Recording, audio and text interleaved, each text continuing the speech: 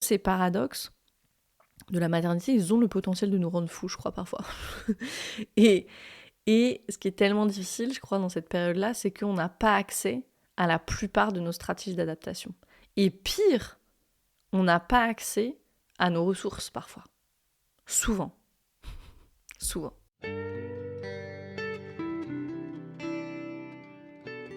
Bienvenue dans Pas de soucis, le podcast pour se libérer de l'anxiété avec Camille Thomas. Je suis Camille et avant d'être coach de santé, j'ai été une grande anxieuse. Je me suis libérée de l'anxiété le jour où j'ai compris que ce n'était pas dans ma tête. Pas de soucis, c'est le podcast pour celles et ceux qui sont fatigués par tout ce qu'ils ont essayé et qui savent qu'ils ont le pouvoir de guérir de l'anxiété naturellement. Alors si tu veux vivre sans anxiété et que tu as l'intuition qu'on ne t'a pas tout dit, ce podcast est pour toi. Je te retrouve tous les lundis pour explorer les pistes qui te permettront d'accéder au calme à l'intérieur de toi. Bienvenue dans ce nouvel épisode qui est le 3e et dernier de notre série sur le trauma développemental. Si tu es sur YouTube et que tu me vois en vidéo, tu vois que je n'ai pas le même setup que d'habitude. Ça va être un épisode très intime, alors je me suis dit que j'allais tester un setup un petit peu plus intime et c'est un setup vidéo qui me permet d'être en autonomie. Je l'avais posté sur les réseaux sociaux, ça nous permet de ne pas être à deux derrière la caméra, etc. Et c'est tellement plus facile avec un petit bébé. Donc voilà, normalement le son, la vidéo sont de grande qualité, on s'est arrangé pour. Donc voilà, bienvenue dans ce nouvel épisode. Un épisode spécial. J'ai commencé l'écriture de cet épisode en sachant que j'allais être interrompue, tantôt par la douleur, on en parlera, tantôt par Lila. D'habitude, j'aime écrire d'une traite, mais les choses ont changé et je remercie ma fondation de régulation qui me permet de m'adapter et mes facultés mentales aussi, qui suivent, plus ou moins parfois. Postpartum quand même. Pourquoi j'ai voulu commencer l'écriture de cet épisode maintenant ? Un épisode qui sortirait que dans quelques mois. Mais pourquoi j'ai voulu commencer l'écriture ? Là, au moment où je le publie, j'ai commencé l'écriture il y a des mois déjà. Pourquoi ? Parce que je ne veux pas oublier.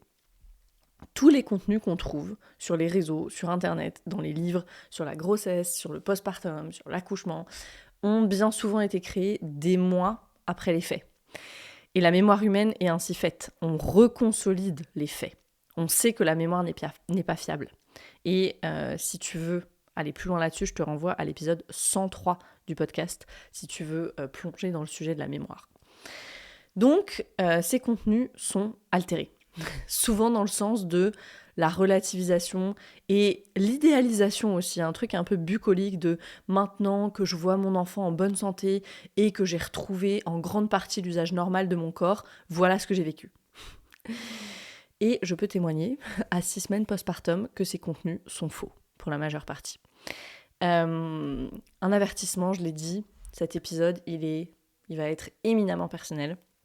Je l'ai intégré à la série sur le trauma développemental parce qu'une grande partie de ce qui se joue en termes d'attachement, et c'est ce dont on parle quand on parle de trauma développemental, de trauma préverbal, une grande partie de ce qui se joue en termes d'attachement a lieu in utero, comme on l'a vu, à la naissance et dans les premiers mois qui suivent la naissance.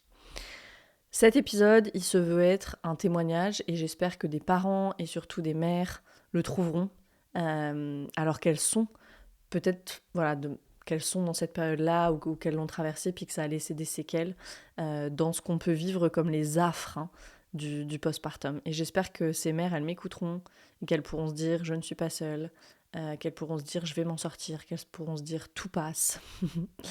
Et je vais essayer aussi de donner des pistes de régulation dans cet épisode en partageant avec humilité les choses que j'ai entreprises et qui m'ont aidée personnellement. Et cet épisode, il est intéressant aussi si tu n'es pas mère, père, parent, parce que comme d'habitude, je vais donner... je vais parler de comment on travaille avec les parts de soi, je vais parler de ce qu'on peut faire dans le programme Rise. Voilà, j'essaye toujours de faire du lien, quel que soit le sujet. On revient toujours à notre sujet du système nerveux. J'avais une telle volonté de ne pas oublier mon expérience de grossesse et de postpartum que j'ai tenu un journal. Il y a vraiment une part de moi qui est, je l'appelle la part de moi qui veut que je fasse le travail de mémoire. Il y a vraiment une part de moi qui s'assure que je n'oublie pas. que j'oublie pas. Et donc j'ai commencé à tenir un journal que j'ai commencé à écrire 2 mois avant l'accouchement, au moment où je suis arrivée en Italie, début octobre, un peu moins de 2 mois avant d'accoucher. J'ai repris l'idée de Jenna Kutcher, qui est une femme que j'admire beaucoup, une marketing gourou aux États-Unis, mais qui est très vraie et vulnérable sur les réseaux, qui a beaucoup raconté de sa maternité justement.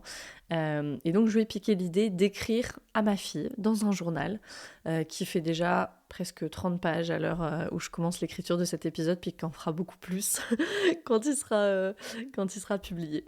J'aime beaucoup cette idée, donc je la partage aussi ici. Par où commencer ? Dans l'ordre, j'imagine, en donnant un peu de background sur mon histoire, parce qu'on arrive dans une grossesse avec une histoire, avec 2 histoires en fait, avec 2 histoires familiales, transgénérationnelles aussi, et on part pas d'une page blanche.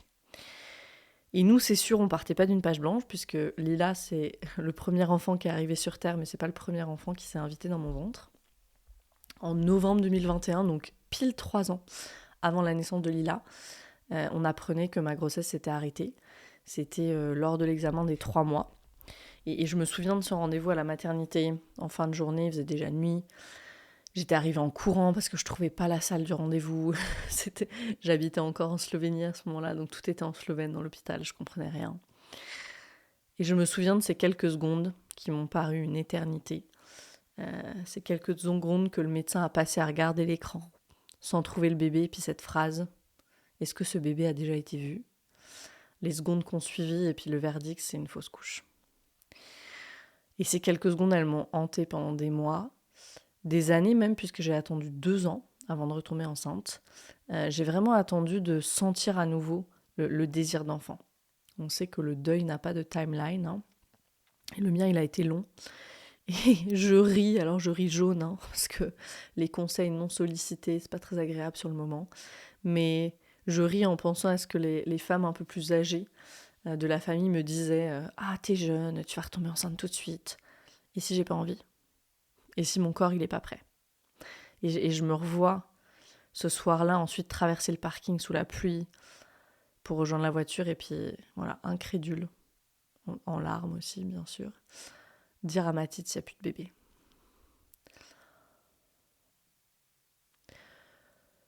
Et on a fait un petit cut ici dans l'épisode parce que même 3 ans après, je ne peux toujours pas le raconter sans pleurer. Quand je parlais des choses qui laissent des séquelles. Je raconte cet épisode et je précise que c'était la nuit parce que ça aurait une importance dans le choix du lieu de naissance de Lila, donc ça a une importance pour la suite de l'histoire. Notre histoire découle toujours de l'histoire.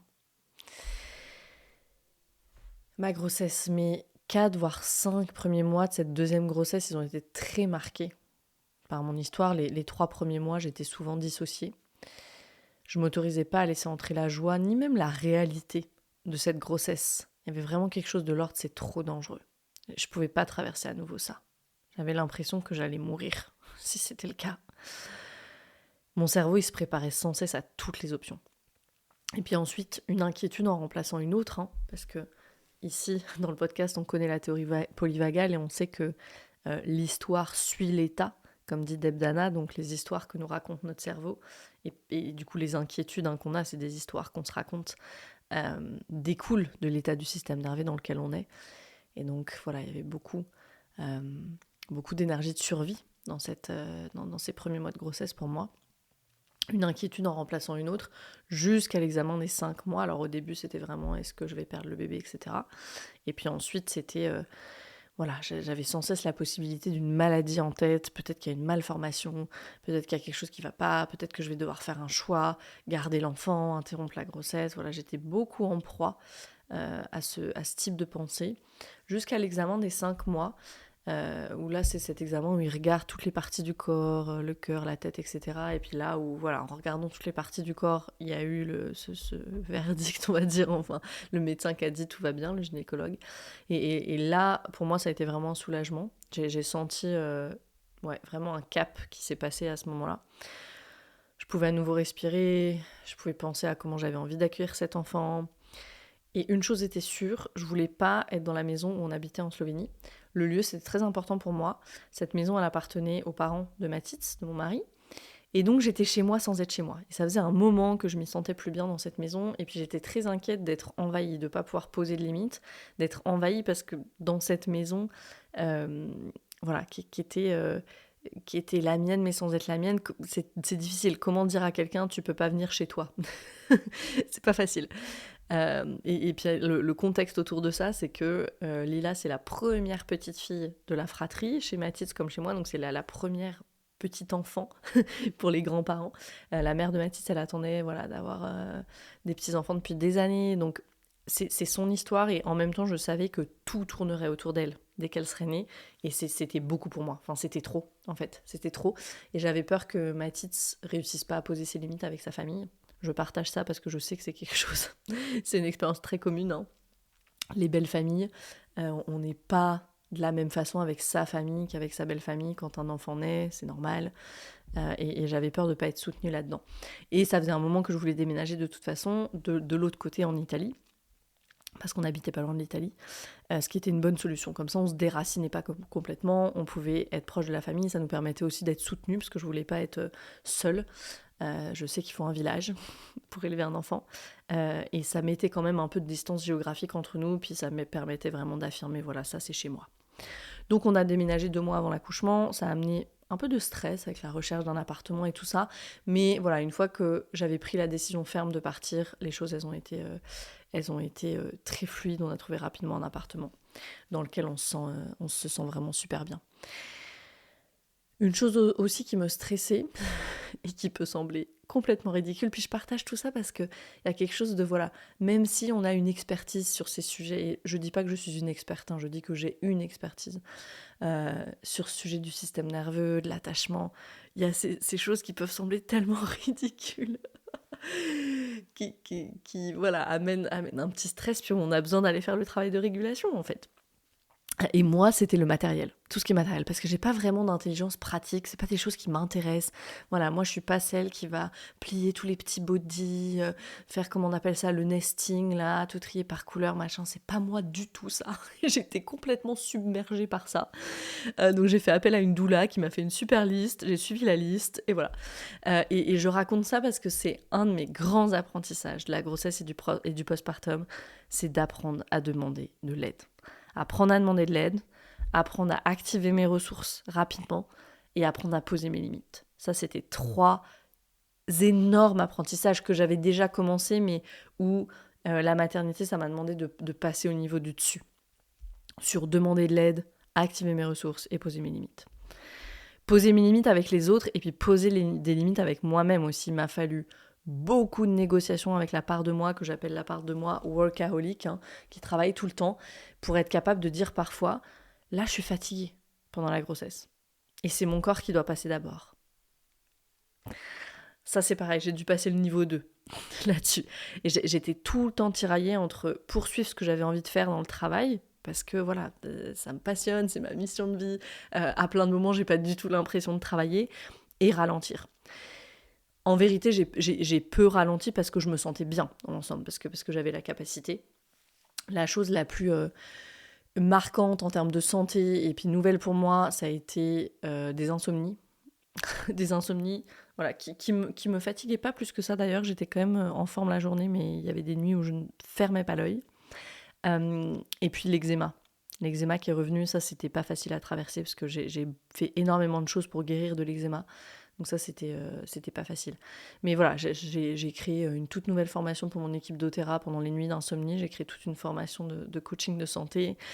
C'était un petit peu épique. J'ai eu pas mal les jambes sans repos. Aussi, je partage, parce que je sais que c'est des expériences tellement communes, ça. Pour les jambes sans repos, mettez de l'huile essentielle de lavande. C'est incroyable, l'huile lavande et marjolaine. D'ailleurs, petite parenthèse. J'ai eu des nausées, j'ai eu de la fatigue au premier trimestre classique. Voilà, parfois je digérais pas. Voilà. Moi, ce que j'ai fait, c'est que j'avais doublé mes doses de compléments. J'en parle aussi ici, parce que je sais qu'on parle aussi de biologie du trauma et on parle de physiologie ici dans le podcast.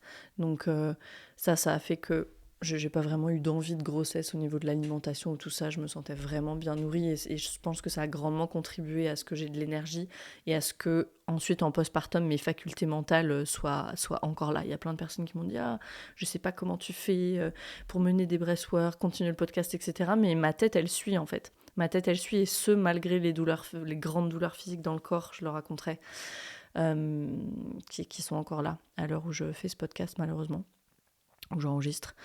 Mais ma tête a bien suivi, puis je le mets vraiment sur le compte des compléments. Voilà. J'ai été aussi dans d'autres formes de travail. J'ai fait appel à du travail énergétique. Ça a très bien marché pour mon eczéma. Je sentais dans le corps que c'était pas uniquement physique, cet eczéma, parce qu'il y avait vraiment une problématique de partir d'un endroit où je me sentais pas bien. Effectivement, l'eczéma s'est résolu une fois que je suis arrivée à Trieste et que ça y est, j'étais au bon endroit, bien chez moi. Voilà, une fois que je suis arrivée à Trieste, que j'étais là, j'ai commencé à avoir l'espace pour me préparer à l'accouchement. Cette préparation, ça a été un processus. Mon projet, c'était un accouchement naturel. Et c'est comme ça que ça s'est passé, de façon ultra fluide. J'ai beaucoup de gratitude pour ça, beaucoup de gratitude. Et en même temps, j'ai l'impression d'avoir traversé tellement de choses pour en arriver là. Ça demande tellement d'honnêteté, d'aller voir ce qu'il y a à l'intérieur de soi, de traverser ses peurs. J'ai fait énormément de travail sur les peurs en préparation à l'accouchement. Et puisque j'allais accoucher à la maternité en Slovénie, si je voulais une préparation à l'accouchement, je devais le faire de mon côté. Donc j'ai suivi les cours de Quantic Mama et le cours donc ça c'est en français, et le cours Birth Box en anglais de Poppy Child. Le cours de Quantic Mama, il m'a donné beaucoup de confiance, beaucoup de calme. Et le cours de Poppy Child, lui, il me mettait en colère. Puis restez avec moi, parce que ici je vais parler du travail avec les parts. C'est très intéressant la façon dont ça a été tout un processus.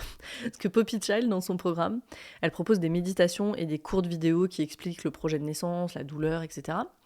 Et à chaque fois que je regardais une vidéo, ma critique, la part de moi critique était à fond.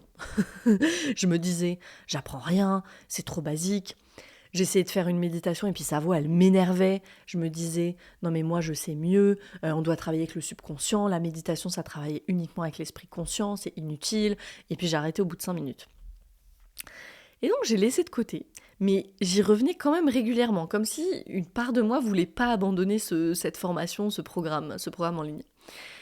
Et un soir, je me souviens, je me mets sur un des audios, et la proposition d'activité, l'audio, la proposition c'était de lister toutes ses peurs.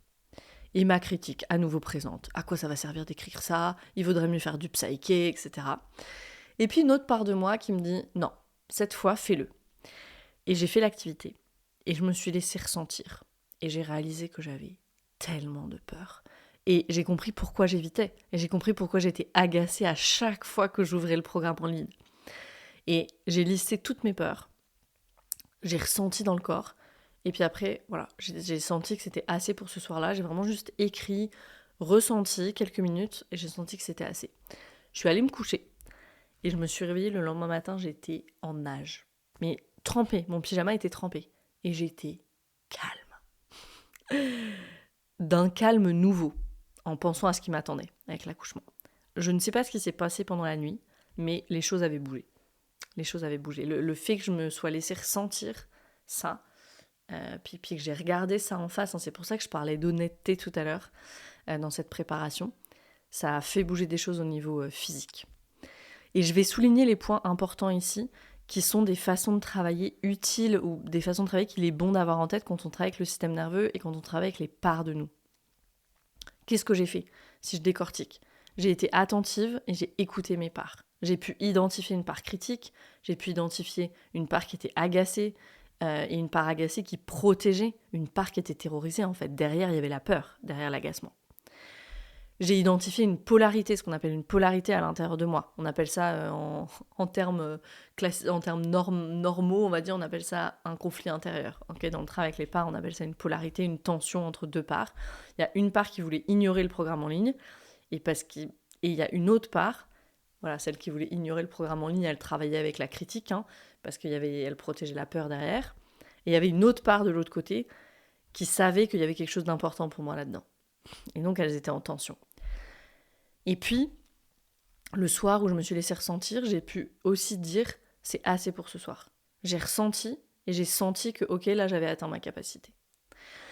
Et ça, je veux dire, vous avez vu, non. Mais je l'ai raconté ensuite, ça a vraiment travaillé au niveau physique. Sans que je fasse rien, c'était dans le sommeil. Et ça, c'est vraiment ce qu'on apprend dans mon programme Arise. Et j'ai eu tellement de gratitude, à tellement de moments d'avoir pratiqué ça depuis des années maintenant, d'avoir pratiqué tout ça pour être en autonomie avec ça. Parce que la vérité, c'est que oui, on peut faire appel à des thérapeutes, et quand on a trouvé une personne qui devient un véritable allié sur notre chemin, on avance énormément en séance avec un thérapeute. Ça fait aucun doute. J'ai parlé d'ailleurs de la posture du thérapeute qui doit être un véritable allié dans l'épisode 88 sur l'enfant intérieur, si tu veux aller un petit peu plus loin dans ce sujet. Donc oui, on avance en séance. Mais si on ne sait pas être avec ce qui se présente de façon organique, c'est-à-dire ce qui émerge dans notre système, si on ne sait pas comment soutenir notre système dans les activations, parce que life happens, la vie elle nous arrive, et puis les activations, les challenges, les difficultés dans la vie, elles attendent pas nos séances avec le thérapeute. On avance tellement plus lentement si on ne sait pas être avec ces activations. Et on avance de façon tellement moins efficace aussi parce que l'énergie de survie, elle est stockée dans notre système. Et il faudrait je sais pas combien de séances pour permettre à tout ça d'être libéré. On ne peut pas suivre le rythme. Et c'est ça qu'on fait dans Arise en fait. Augmenter la capacité de notre système pour savoir quoi faire de nos activations et avancer en autonomie sur le chemin de la régulation. À l'heure où je parle, on est au printemps 2025 et la prochaine session du programme Arise, elle commence en septembre. Donc je t'invite à cliquer dans les show notes de l'épisode pour avoir toutes les informations. Il y a la page avec toutes les FAQ, toutes les questions qui me sont posées, le curriculum, ce qu'on fait dans les sessions, etc., etc. Ok, si tu es toujours avec moi, je reprends le cours de mon récit. Ensuite vient le moment de visiter la maternité. Il y avait des portes ouvertes pour montrer les espaces de naissance, voilà, la salle de naissance, etc. Donc on se rend à la maternité, qui est en fait un petit hôpital pour femmes. Et ils avaient vraiment super bien pris soin de moi il y a 2 ans, lors de la fausse couche, il y a 3 ans en fait. Et c'était en fin de journée, il faisait nuit. La nuit revient ici. On arrive dans le hall, et on attend, il y a plein d'autres couples qui sont là pour la même chose, toutes les femmes enceintes, bien sûr. Et on était devant la porte du couloir où j'avais été hospitalisée pendant 2 jours lors de ma fausse couche. Parce que ça n'avait pas été fluide du tout, ma fausse couche. Le médicament n'avait pas fonctionné, j'avais perdu énormément de sang. Finalement, j'avais dû faire le curetage, le tout avait été bien traumatique. Malgré voilà, les soins attentifs qui avaient été prodigués, ça avait été vraiment difficile. Et donc nous voilà dans ce hall, à nouveau la nuit, et je commence à me sentir super mal. Je suis là dans le groupe, je regarde la salle d'accouchement, les chambres qui ressemblent à des chambres d'hôpital, ils nous montrent les chambres de là où on est après l'accouchement. Et je suis là, mais comme une zombie avec cette voix dans ma tête, je peux pas. Et je dis à Mathis, on reste pas, il y avait un temps de questions-réponses, je lui dis, de toute façon, je comprends rien sans Slovène, faut qu'on sorte d'ici. Il fallait que je sorte, c'était impossible, je pouvais pas rentrer. Dans la voiture, je tremblais. Et une fois rentrée chez moi, j'ai pris le temps de m'orienter, voilà, l'orientation, j'en parle beaucoup, donc je laisse mes yeux se balader dans la pièce, et là, je me rends compte que je me sentais en sécurité, j'ai fondu en larmes, il y a tout qu'à relâcher. Et j'étais là, je me sentais en sécurité chez moi, et je réalisais du coup comme je m'étais sentie en contraste, en danger en fait à la maternité. Le contraste entre le fait d'être chez moi et puis la maternité, c'était vraiment énorme comme différence.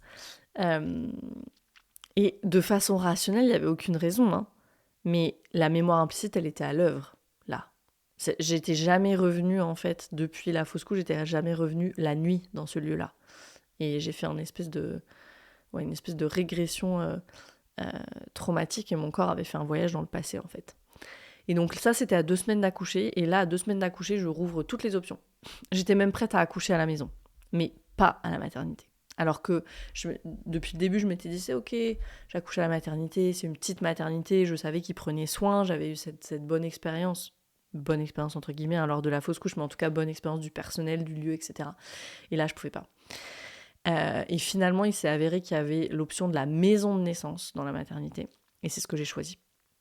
Parce que j'avais quand même... voilà, c'est le premier bébé, je voulais avoir le médical si jamais, même si je voulais quelque chose de naturel. Voilà, donc en avant dans la grossesse, la dernière semaine de grossesse, j'avais mal partout. des douleurs à la symphyse pubienne qui me remontaient dans le dos, qui me descendaient dans les fesses. Je voulais juste que le bébé sorte. Elle est arrivée 3 jours après le terme, qui m'avait été donné, sachant que les termes, enfin voilà, même entre la Slovénie et la France, c'est pas calculé de la même façon. Il y a 1 semaine de différence, donc bref, peu importe les dates de terme. Ensuite arrive l'accouchement. Riche en émotions aussi, j'avais un membre de ma famille, un cousin dont je suis très proche, qui habite dans le sud de l'Italie et qui était en fin de vie depuis des semaines. À 20h, ma mère m'appelle et me dit « Emilio est mort ». Et à 20h30, les contractions commencent. Je commençais à avoir un peu déjà pendant le dîner, mais à 20h30, ça commence vraiment. Et là, je me dis « Waouh ». C'était vraiment... On attend qu'un chapitre se clôt pour en démarrer un nouveau, quoi. C'était vraiment incroyable. Donc... Voilà, Mathilde s'appelle la sage-femme, elle nous explique peut-être que tu vas aller à la selle, nanana, elle dit bon bah on va voir, ça peut durer jusqu'à demain matin, fais tes trucs, va au lit. Et puis voilà, donc moi mes contractions elles étaient courtes mais assez rapprochées dès le début, 20 secondes mais toutes les 3 minutes, 3, 4, 5 minutes, mais très vite, toutes les 3 minutes, quasiment depuis le début. Et donc moi je prends ma douche, je me dis ok je vais aller me coucher, sauf que dès que je m'allongeais, ça me déclenchait les contractions, je pouvais pas être allongée. Donc je dis bah on part à la maternité, de toute façon je peux pas être là il est minuit. Donc on part à la maternité. J'avais l'impression que c'était un peu Mario Kart là de nuit dans la voiture, à gérer les contractions sur les genoux, bref. On arrive, les contractions sont toutes les 3 minutes. C'était très bien fait là où j'étais en Slovénie, c'est-à-dire que la maternité est tout dans l'obscurité, il n'y a pas de grosse lumière. On sonne, ils nous ouvrent, ils nous parlent pas, ils nous laissent vraiment dans notre truc. Ils me mettent le monitoring, ils me laissent, je sais pas, peut-être une petite demi-heure là avec le monitoring. Entre-temps, il y avait 3-4 cm, j'étais à 3-4 cm dilatée à 3-4 cm. Et donc là, la gynéco, elle dit c'est bon et on va dans la maison de naissance. Et ça, c'est génial parce qu'ils ont vraiment cette collaboration entre le médecin, la gynéco, qu'on est quand même examiné par un gynéco. Et puis après, j'étais juste avec ma sage-femme dans la maison de naissance qui est comme un petit appartement, mais dans l'hôpital en fait. C'est vraiment super bien fait. Et voilà. Et donc là, entre-temps, il était 1h, quelque chose du matin. Et elle est arrivée à 5h44. Donc plutôt fluide. Plutôt fluide, j'avais ma playlist, ma musique, j'étais dans le noir, j'ai géré les contractions. Et puis voilà, ça c'était pour l'accouchement. Et le lendemain, les crampes post-accouchement. Ça s'appelle les tranchées, je crois. Moi, j'ai fait exprès de ne rien lire avant cette période-là parce que je voulais pas avoir 1000 informations et son contraire.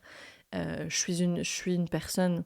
Je sais pas si je peux dire je suis ou j'étais, mais j'ai été pendant de longues années uniquement dans ma tête. Et là, je voulais me donner l'occasion d'être dans le corps et je voulais pas me submerger d'informations. Puis je sentais que ça m'aurait pas fait du bien, en fait, ça m'aurait juste plus submergé qu'autre chose. Donc ce truc-là des tranchées, je savais même pas. Bref, voilà. Mais vraiment le lendemain, des douleurs dans tout le corps, comme si un camion m'était passé dessus. Mais voilà, j'ai pas eu besoin d'antidouleurs. Elles m'ont proposé des antidouleurs, les infirmières, il y avait ma sage-femme qui était là. Mais quelles antidouleurs ? Elle vient d'accoucher naturellement en 5 heures, qu'est-ce que vous racontez ? C'était rigolo et c'était vraiment quelque chose parce que la sage-femme parlait pas anglais. Donc Mathilde, il était là, il traduisait, mais en fait, on n'avait pas besoin de mots dans ces moments-là. C'était vraiment... Et elle était super parce qu'elle était... Et c'est... S'il y a des sages-femmes qui m'écoutent... j'admire tellement cette posture d'avoir cette présence solide et en même temps de pas être trop présente pour laisser la personne être dans son expérience. Ouais, je sens que c'est très proche de ce qu'on peut développer comme posture quand on fait du somatic experiencing, qui est une des modalités sur lesquelles le programme Arise est basé. Le somatic experiencing, c'est le travail sur les traumas par Peter Levine. Et il y a plein de similitudes dans la posture. C'était très beau, c'était très intéressant. C'était avec assez de guidance parce que dans le moment, voilà, il y a un moment j'avais mal à la tête, elle m'a dit bois. J'aurais pas eu besoin de quelqu'un qui me disait dans ce moment-là de quoi t'as besoin, j'en sais rien, là je suis dans la douleur, dis-moi quoi faire en fait. Bois, à un moment je tremblais un petit peu, elle m'a donné un petit peu de compote, enfin elle était voilà, tchouk pour que ça puisse avancer et puis que je puisse vraiment rester dans le processus. Voilà, ensuite est venu l'allaitement. Oui, c'est naturel, mais c'est vraiment pas une évidence. Nous on a eu besoin d'énormément de soutien et là ça a été encore un moment où tellement de gratitude et l'importance du soutien, heureusement que j'avais anticipé puis j'avais fait appel à une sage-femme qui m'avait été recommandée ici à Trieste, qui travaillait en privé. Et elle est venue le jour même quand on est rentré à la maison, 3 jours après la maternité. Et heureusement pour l'allaitement, parce que ça n'a pas été une évidence. On y a vraiment travaillé pendant une semaine. Après, ça a été, mais la première semaine, ça a été sport. Donc, et pour moi, c'était difficile de demander du soutien. Et j'ai parlé avec plusieurs amies qui me disaient qu'à la maternité, elles n'osaient pas appeler les sages-femmes pour les aider avec l'allaitement. Je voulais pas déranger. Et je me dis, mais vous imaginez l'intensité du conditionnement. L'allaitement, c'est une question de vie ou de mort pour notre enfant. Alors maintenant, on sait que si ça marche pas, on va avoir le biberon, etc. Mais si on reprend l'essence du truc, de façon fondamentale, essentielle, au sens du mot essence, c'est une question de vie ou de mort. Et on veut pas déranger, et on a peur de déranger. Et même moi, pendant l'accouchement, qui ai fait énormément ce travail, et qui a écouté, je sais pas combien de fois, ma mentor Irene Lyon dire il faut commencer par reconnecter avec ses instincts quand on fait ce travail avec le système nerveux, reconnecter avec pipi caca, excusez-moi le vocabulaire, enfin non, n'excusez pas, je vais pas m'excuser, c'est naturel, ces mots-là, de commencer à écouter quand est-ce que j'ai besoin de passer un gaz, quand est-ce que j'ai besoin de faire pipi, etc. Et pendant l'accouchement, moi je répétais je fais pipi. Et mon mari et la sage-femme, ils étaient en mode fais pipi. Et moi, je m'inquiétais de mouiller même pas le matelas, le truc qu'ils avaient mis en dessous, là, les papiers. Enfin, bref. Mais c'est tellement difficile de lâcher nos conditionnements. Tellement difficile. Et ça, et pourquoi je raconte ça, je raconte pas les épisodes juste comme ça dans le vide. Je raconte ça parce que c'est aussi une grande partie du travail qu'on fait ça dans notre programme Arise. C'est la première partie du travail, en fait. Et c'est aussi la partie du travail qui s'arrête jamais vraiment, parce que c'est tellement profond. Là, c'était encore un next level qui m'était demandé de passer pendant l'accouchement. Et à cet endroit-là, nos conditionnements, et comment on est conditionné souvent grâce à la honte toxique, malheureusement, ce qui est tellement important, c'est d'avoir une communauté de personnes qui a les mêmes codes, ces codes nouveaux. Okay, une communauté de personnes qui nous accueillent dans le relâchement de nos conditionnements. Parce que pourquoi c'est difficile de lâcher ça ? Parce qu'il y a de la honte. J'aurais eu honte de mouiller le matelas. Mais si on est vu et accueilli dans ça, une grande partie de la honte se dissipe. Donc la communauté, c'est hyper important.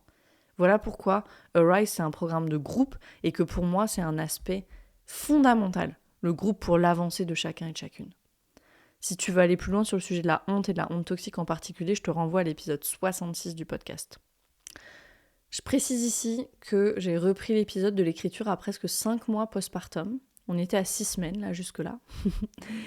Et cette écriture en 2 fois, elle est hyper intéressante parce que bien sûr, j'ai traversé plein de choses depuis.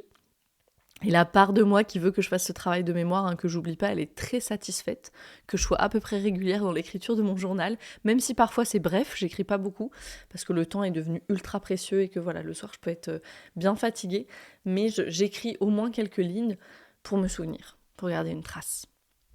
Et cette part de moi qui veut que je fasse le travail de mémoire, elle trouve sa racine énormément dans la souffrance physique. J'ai dit que j'allais en parler, donc le moment est venu. 10 jours après l'accouchement, j'ai eu une fissure anale. Et donc là, au moment où j'enregistre cet épisode, Lila, elle a presque 6 mois. Elle aura 6 mois quand l'épisode sera publié. Donc ça fait presque 6 mois que je souffre d'une fissure anale. Et cette fissure, elle a impacté toute mon expérience.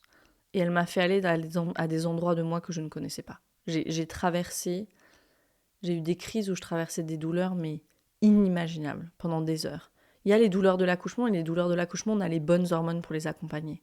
Et puis il y a quelque chose au bout. Là, c'était juste de la douleur. Et j'ai traversé le désespoir. Ce désespoir si total qu'il devient un soulagement. Et je sais que certaines personnes qui m'écoutent, vous savez de quoi je parle. Quand tu te laisses aller au désespoir et que ça fait presque du bien parce que t'as plus à te battre, en fait. Il y a ça, et l'autre versant de ça, par contre, c'est des pensées qui pouvaient être très noires. J'avais tellement mal tout le temps. C'était des situations totalement burlesques. Parfois, je Je riais, mais de ce rire nerveux, j'avais Lila au sein, je pouvais plus rester assise tellement c'était insupportable. J'étais dans des positions pas possibles. Je devais la passer à ma tite parce que voilà, avec toute la culpabilité d'arrêter une tétée, mais je pouvais pas m'occuper de mon bébé. Et dans ces moments, j'ai pensé à plein de moments que si la vie s'arrêtait là, eh ben, ce serait tellement bien. Ce serait un tel soulagement. Et je me voyais avoir ces pensées. Donc j'avais du recul. Toutes ces connaissances sur le système nerveux avec l'état dorsal, ça m'a beaucoup aidée. Mais je me voyais avoir toutes ces pensées, j'avais du recul, et il n'y avait pas de peur. Mais je ne suis pas étonnée que le suicide soit la première cause de mortalité chez les mères en postpartum. Je l'ai ressenti de très près. Et cette expérience, c'était quoi ? C'est l'expérience de l'impuissance. L'impuissance, c'est ce qui se passe dans le trauma. Et je crois que c'est tellement important d'aller visiter cet endroit de nous quand on en a la capacité, parce que c'est ce qui fait qu'on peut choisir nos réponses dans ce moment-là. Dans ces moments-là, ces moments d'impuissance. Pour moi, c'était la douleur, avec l'absence de perspective satisfaisante de solution. Mais c'est aussi quand mon enfant ne fait pas ce que je lui demande après avoir demandé 3-4 fois. C'est quand on est face à un bébé qui pleure et qu'on ne comprend pas ses signaux. Les parents font l'expérience de l'impuissance tout le temps, énormément, et ils doivent choisir que faire de ça. Et si on n'a jamais été en contact avec l'expérience de l'impuissance en dehors de celle qui a été traumatique pour nous, souvent celle de l'enfance, le risque c'est de perdre le contrôle et d'être dans la réaction. Peut-être même d'aller ou dans ce désespoir profond que je décrivais juste avant, ou d'aller dans la rage. La rage, c'est de l'impuissance qui sort sous forme de tentative de retrouver une pseudo-puissance. C'est ça la rage. Et l'impuissance, c'est ce qu'on peut vivre à chaque fois qu'il nous arrive des choses difficiles qu'on n'a pas choisies. Donc un bout de travail tellement important qui fait partie du travail somatique, qu'on peut explorer en somatic experiencing par exemple, une des modalités, encore une fois, sur laquelle est fondé notre programme Arise, c'est ça. Faire l'expérience de l'impuissance tout en étant en sécurité. Et moi, j'ai tellement senti la différence. D'avoir fait ça avant, j'ai tellement senti la différence. J'ai traversé tout ça. Et en même temps, il y avait toujours comme une sorte de recul. Ça n'a pas rendu les choses moins difficiles au niveau des douleurs physiques. Par contre, ça a été vraiment salvateur en termes de santé mentale. Parfois, quand je me retourne sur les derniers mois, je me demande comment je ne suis pas devenue folle. Véritablement. Et il y a eu aussi de la colère. Il y a eu le désespoir, donc vraiment le côté dorsal. Et puis, quand je retrouvais de l'énergie, il pouvait y avoir de la colère. Pourquoi on ne m'a pas accompagnée avec ça ?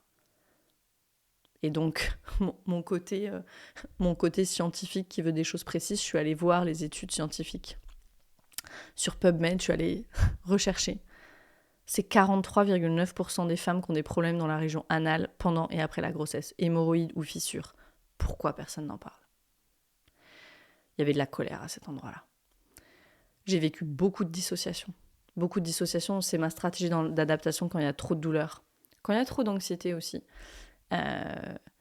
Parce que les journées tournaient autour de ça. Qu'est-ce que je peux manger ? Qu'est-ce que je peux pas manger ? Comment ça va se passer quand je vais aux toilettes ? Et c'est tellement douloureux, et ça génère de la peur, et ça génère une anxiété terrible. Et donc, il n'y avait que ça. Il y avait énormément de dissociation sur le reste, en fait. Et avec tout ça, aucune solution. Les crèmes anesthésiantes qui marchaient pas, les solutions naturelles qui faisaient un peu effet, et puis bim, rechute.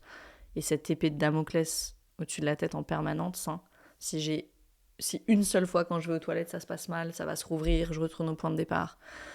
C'était vraiment difficile, j'ai perdu beaucoup de poids. Parce que malgré les doubles doses de compléments, je mangeais pas assez, on commence à avoir peur de manger. Je suis arrivée à des points où je m'évanouissais après les tétées. Je n'ai pas parlé publiquement de tout ça avant cet épisode. Je n'étais pas prête. Mais je veux en parler parce que c'est comme quand j'ai eu ma fausse couche, il n'y avait rien nulle part. Et on est tellement seul dans l'expérience. Tellement seul. Et je fais cet épisode parce que pour moi, s'il y a juste une femme qui traverse ça, qui trouve cet épisode et qui se dit « Ok, je suis pas seule et je vais pouvoir m'en sortir », j'ai rempli ma mission. C'est un épisode un peu différent, mais parce que j'ai vécu des choses tellement différentes les 6 derniers mois et que je veux être authentique ici, dans cet espace. Puis je sentais que Je pouvais pas nécessairement le faire en story ou sur les réseaux. Il y avait comme quelque chose de c'est trop intime et je sens que le podcast, c'est un espace plus intime pour ça. J'ai rencontré Dieu dans ces moments. Je sais qu'en France, on ne parle pas de Dieu. Appelez-le comme vous voulez. L'univers, la force de vie, la spiritualité. Moi, je sais que j'ai rencontré Dieu dans le désespoir, dans les moments les plus sombres où tout ce qui restait à faire, c'était prier, en fait. Prier et demander de l'aide dans le visible, dans l'invisible. J'ai touché cette force quelque part en moi qui m'a permis de continuer. Et qui me permet de continuer encore aujourd'hui. Parce qu'au moment où j'ai écrit cet épisode, alors les crises qui duraient des heures sont passées, mais je suis toujours pas guérie. Aller aux toilettes, c'est toujours très douloureux. Les forces me manquent à plein de moments. Et puis honnêtement, après presque 6 mois, j'ai besoin de vacances. Ça n'arrive pas avec un bébé. Surtout quand on allait, je peux pas être en vacances de mon bébé. Mais j'ai besoin de vacances. J'aurais besoin de vacances. Et en même temps, ici, je vois que j'ai tellement plus de capacités qu'avant. Il me semble que j'en avais parlé dans l'épisode 70. Il y a l'épisode 68 aussi. 2 épisodes qui parlent du chemin de guérison. Je vois que j'ai plus de capacités parce que je suis capable de tenir 2 réalités en moi et toutes les polarités de la maternité qui sont tellement fortes parfois qu'on a l'impression qu'on va exploser. J'ai besoin de vacances et en même temps, après une demi-journée, je ressens physiquement le manque de mon bébé. Je me sens tellement seule et en même temps, j'ai tellement besoin de temps seul que je ne peux presque jamais avoir. Je me sens seule, mais j'ai besoin de temps seul. Une autre polarité, j'ai envie de la mettre à la crèche parce que j'ai juste besoin d'un break, mais je veux ce qui est idéal pour elle en termes d'attachement et je sais que c'est pas ça. J'ai besoin de guérir et ça serait tellement plus facile sans l'allaitement, mais en même temps on a trouvé notre rythme avec l'allaitement et voilà, il y a des choses que j'aime dans ce processus-là, j'ai pas l'énergie d'en changer pour le moment, je sais que le lait maternel c'est la meilleure chose pour elle, pour le moment en tout cas, donc voilà, c'est tout le temps ces polarités, tout le temps. Voilà, c'est des tensions, c'est des conflits intérieurs, et il y en a 1000 autres, des polarités. Et je peux être avec tout ça sans aller dans la dérégulation, sans aller dans la dérégulation totale même, sans avoir l'impression de devenir folle, parce que ces paradoxes de la maternité, ils ont le potentiel de nous rendre fous, je crois, parfois. et ce qui est tellement difficile, je crois, dans cette période-là, c'est qu'on n'a pas accès à la plupart de nos stratégies d'adaptation. Et pire, on n'a pas accès à nos ressources parfois. Souvent. Avec la fissure, j'ai traversé des dizaines de journées où je ne pouvais pas marcher de la douleur. Donc c'était même pas, je pouvais prendre la poussette et dire voilà, je vais aller prendre un café au soleil, une chose tellement simple. Non, j'étais comme emprisonnée avec elle à l'intérieur. Voilà, pas accès à quelque chose qui est si simple, qui est une grande ressource pour moi, mais inaccessible à cause de la douleur. Et là, ça vient vraiment chercher notre capacité à faire le travail de colère saine et à trouver des ressources. Ça vient vraiment chercher ces 2 choses pour moi. Ces 2 choses. Où je me suis autorisée à être en colère avec la situation. Et encore une fois, une colère qui n'a pas d'objet.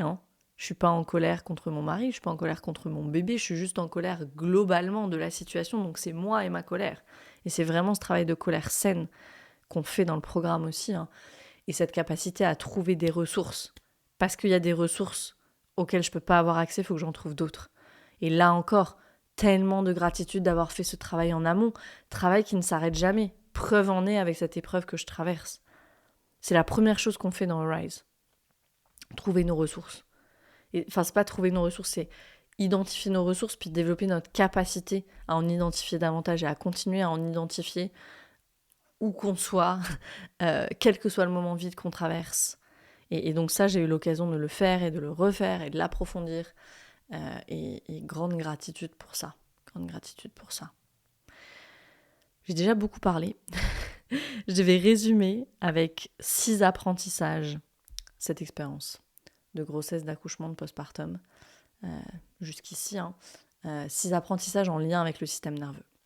Apprentissage numéro 1, les micro-moments de ressources ne rattrapent pas des heures ou des journées entières de difficultés. Il y a une harmonie qui est nécessaire. Je disais que la mémoire n'est pas fiable Et ça, pour moi, c'est une fallacie de la mémoire.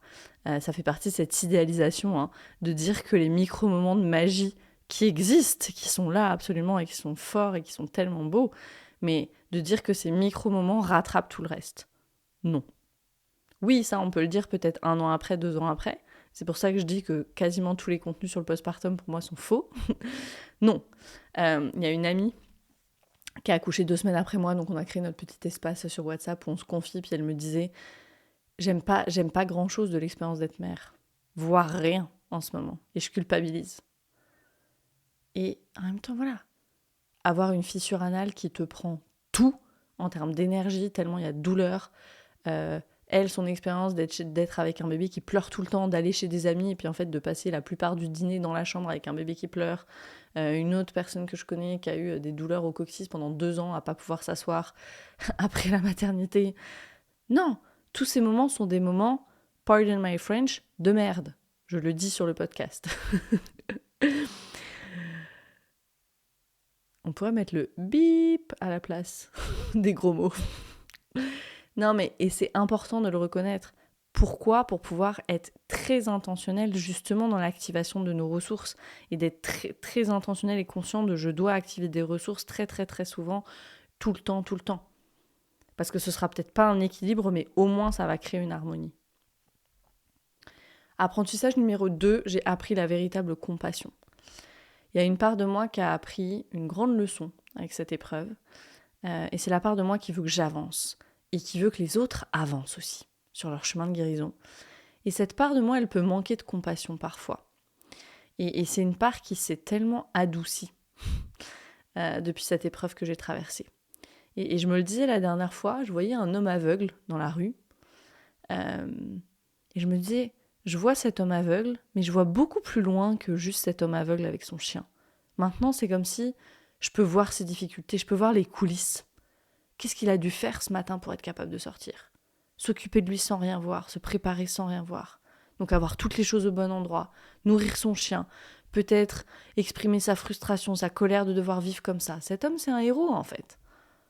Et sans comparer l'aveugle à la mère, il n'y a pas de comparaison ici du tout. Parce qu'il n'y a pas de mais, il n'y a pas d'opposition ici. Maintenant, c'est la même chose quand je vois une mère avec un bébé dans la rue. Je sais tout ce qui a dû se passer à la maison pour pouvoir être là. Trouver le bon moment, ou peut-être le bébé s'endort, le mettre délicatement dans la poussette, se préparer en 3 minutes chrono pour être prête et sortir avant qu'il se réveille, que la poussette bouge. Sûrement les dents pas lavées, les cheveux pas coiffés, tant pis, parce que là j'ai vraiment besoin de sortir. Toutes ces personnes qu'on voit dans la rue, qui se battent avec leurs difficultés, je peux voir tous les héros et les héroïnes dans ces personnes-là, maintenant. Ça m'a vraiment... Je dis que ça m'a débloqué mon next level de compassion. Et je compte bien... j'en avais déjà énormément de compassion, mais je compte bien continuer à la mettre au service. Apprentissage numéro 3, il s'agit toujours de trouver l'harmonie entre la rigidité et le chaos, au sens de Dan Siegel, hein, comme l'explique Dan Siegel. Et avec la maternité, on expérimente dans la chair qu'il y a des principes. Il y a les principes, il y a ce qu'on voudrait, il y a aussi nos fonctionnements, ce qu'on pense être juste, et puis il y a la réalité, le vivant. Et c'est cette balance constante entre nos représentations et le vivant en face de nous, ce bébé bien vivant avec ses besoins mouvants qui correspondent vraiment pas toujours à ce que nous on aimerait faire ou même à ce dont nous on a besoin dans ce moment-là. Et ça vient chercher notre résilience, ça vient chercher notre capacité d'adaptation, ça vient nous chercher notre capacité à revenir dans le mouvement. En un mot, ça vient chercher notre capacité à nous réguler. Et il n'y a pas besoin de la maternité pour ça. La vie, c'est ça. La vie, c'est ça. Donc le chemin de guérison, c'est ça. C'est toujours trouver l'harmonie entre la rigidité et le chaos. le chaos de la vie, on doit travailler avec le vivant, avec ce qui est vivant.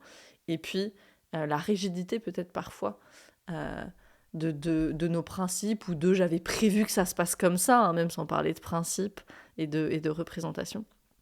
Toujours trouver cette harmonie. Apprentissage numéro 4. J'ai appris à poser mes limites. Vraiment. Je disais que j'avais débloqué un autre niveau à ce niveau, sur ce thème-là aussi. J'ai appris à poser des limites avec l'extérieur. Oui, mais je pensais que je serais encore plus challengée là-dessus parce que nos familles ont été très respectueuses et moi j'ai été aussi capable de lâcher les choses pas importantes en fait. C'est surtout des limites avec moi-même que j'ai dû poser. Et même des limites en lien avec Lila dans le sens où dans un moment où elle voulait quelque chose et où moi je ne pouvais vraiment pas physiquement, j'ai appris à dire je ne peux pas être dans ce niveau de sacrifice là, dans ce niveau ou dans ce niveau de don. Là, je ne peux pas. Je suis trop fatiguée, je suis trop démoralisée, je suis trop vidée de mon énergie. Et c'est peut-être le plus difficile, ça. Poser des limites avec soi-même. Quel enseignement. Quel enseignement. Compétence. Et cette compétence-là, de poser des limites avec l'extérieur et avec soi, compétence qui demande de sentir quand nos limites sont atteintes. De sentir dans le corps quand nos limites sont atteintes.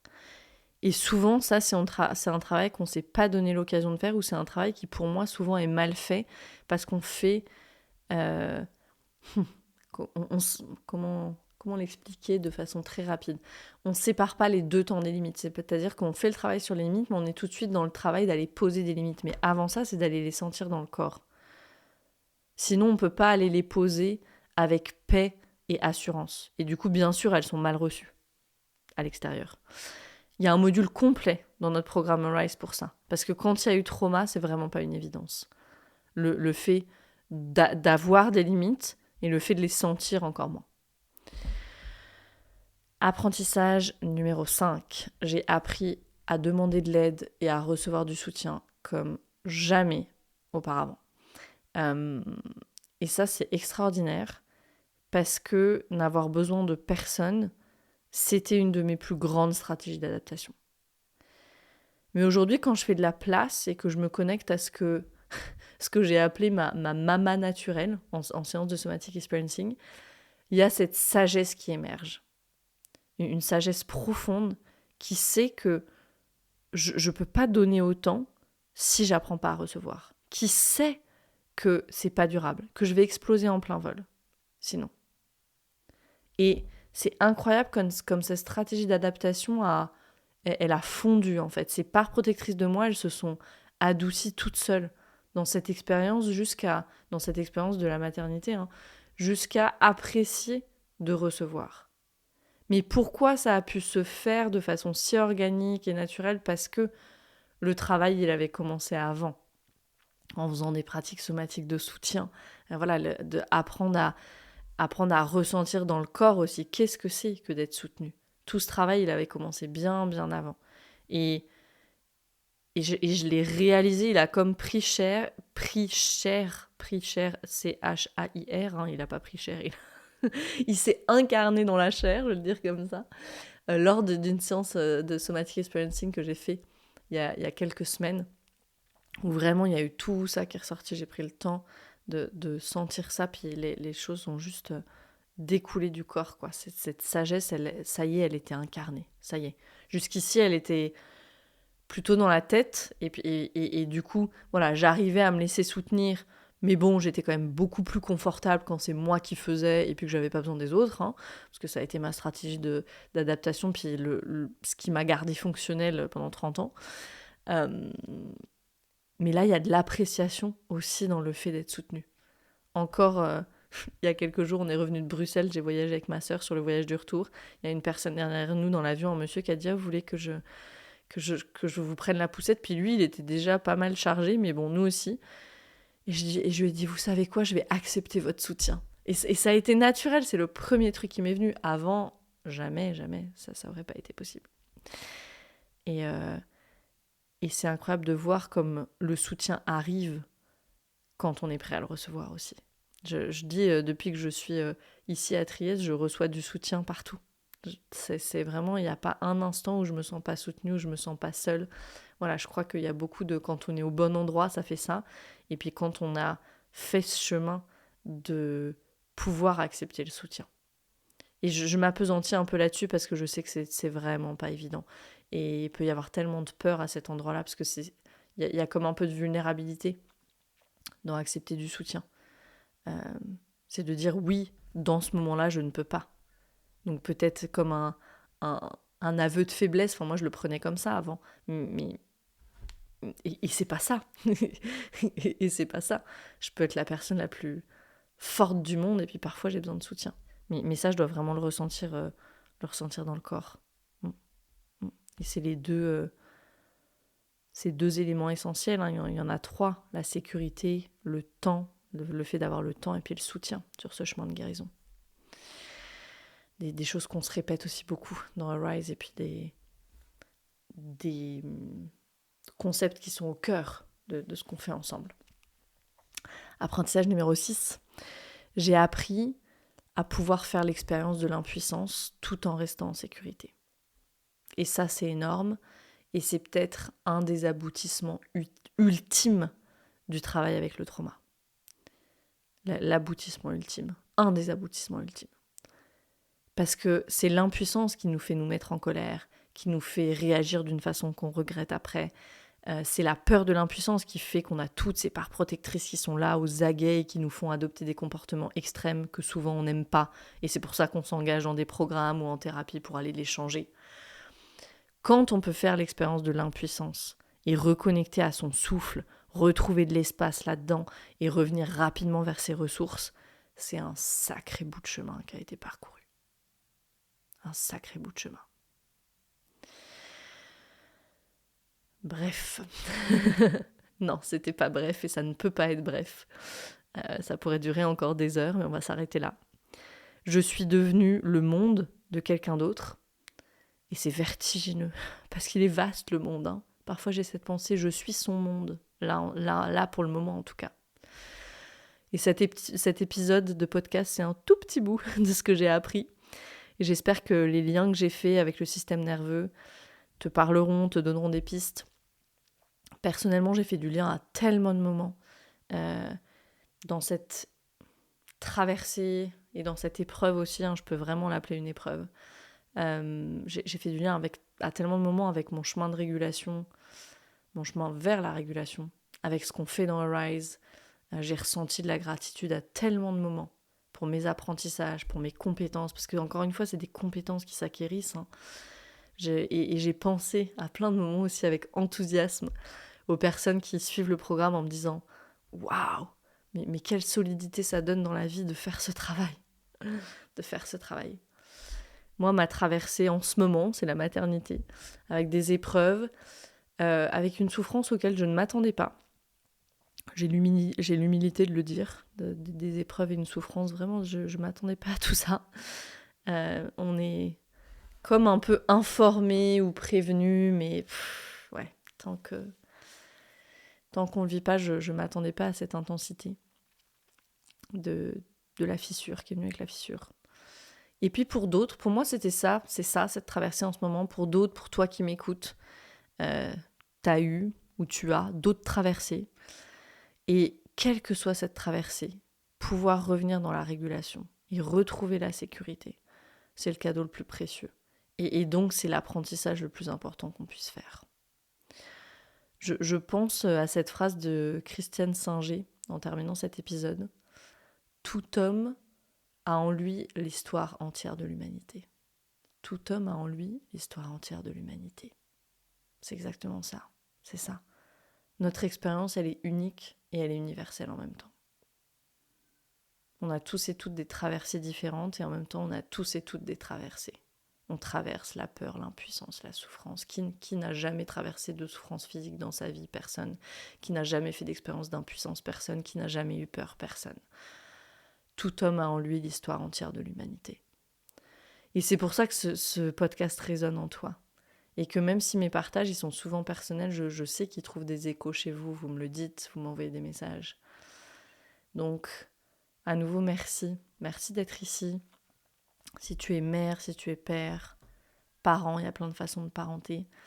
Un merci tout particulier pour ce que tu fais chaque jour, chaque heure, pour tes enfants, pour le monde. Et à tout le monde, si tu veux commencer ce travail, Si tu te sens prête, clique sur le lien dans les show notes pour recevoir mon programme gratuit. Fais le test anxiété, tu recevras ce petit programme gratuit qui est vraiment un excellent point de départ pour commencer le travail somatique. Tu peux aussi consulter les informations directement sur le programme Rise. Tous les liens sont dans les show notes. À tous, à toutes, je vous exprime ma profonde gratitude et je vous dis à très vite pour un prochain épisode. Et bien sûr, voilà, si vous avez des retours, des choses qui ont résonné en vous dans cet épisode qui était particulier, un petit peu plus personnel encore que d'habitude, je reçois toujours vos messages avec gratitude et le cœur ouvert. Donc vous pouvez m'écrire, bien sûr, sur Instagram, c'est le plus facile. Envoyez-moi un petit message. À très vite.